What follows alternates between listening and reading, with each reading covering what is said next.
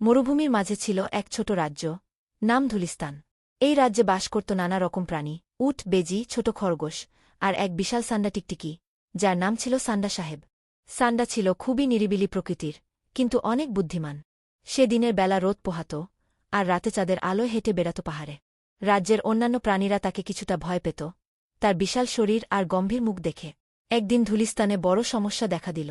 রাজ্যের একমাত্র কূপে বিশাল এক পাথর পড়ে গিয়েছে, যার কারণে কেউ পানি তুলতে পারছিল না।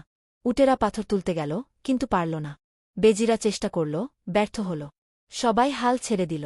ঠিক তখন সান্ডা সাহেব ধীর পায়ে এগিয়ে এল। সে কিছু বলেনি, শুধু চারপাশ দেখে নিজের শক্তিশালী লেজ দিয়ে একটানে পাথরটিকে সরিয়ে দিল।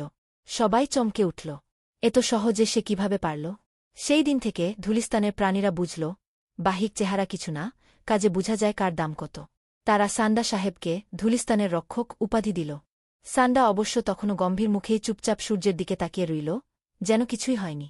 গল্পের শিক্ষা: বড় বা ভয়ঙ্কর চেহারা মানেই বিপদ নয়, অনেক সময় ভদ্র আর বুদ্ধিমান বীরও হতে পারে।